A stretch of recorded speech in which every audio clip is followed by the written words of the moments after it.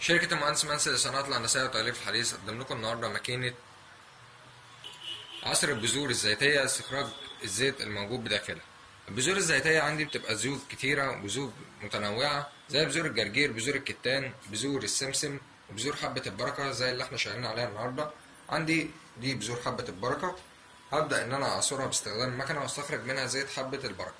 ماكينة سهلة وبسيطة الاستخدام، حجمها صغير مبتاخدش معايا مساحة في التخزين، بتشتغل بكهرباء البيت العادية 220، وزي ما احنا شايفين جسمها بالكامل من الستانلس ستيل عالي الجودة عشان تمنع تفاعل المنتج مع أجزاء الماكينة. الماكينة زي ما قلنا مبتحتاجش عمالة مدربة للتشغيل.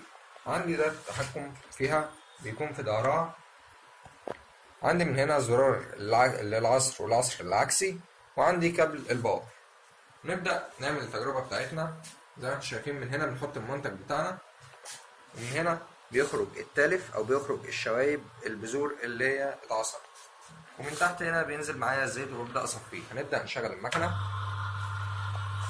وزي ما انتم شايفين بذور اللي اتعصرت بتخرج من هنا بالشكل ده طبعا عشان اقدر اجمعها بسهولة، ومن هنا بتنزل الزيت بتاعي. زي ما قلنا ابدأ اصفيه الاول عشان ابدأ في الاستخدام بعدين. ماكينة سهلة وبسيطة الاستخدام، ما بتاخدش معايا اي وقت او اي تجهيزات عشان اقدر اشغلها. زي ما انتم شايفين مجرد ما ببدأ احط الفيشه بتاعت الكهرباء بتاعتها وابدأ اشغلها واحط لها المنتج، مجرد ما بتبدأ في التشغيل على طول زي ما انتم شايفين الزيت بينزل بطريقة متبعة، من هنا بيسحب المنتج. ماكينة سهلة وبسيطة الاستخدام، مقدمة لكم من شركة المهندس منسي للصناعات الهندسية والتأليف الحديث. شرح آدم محمد.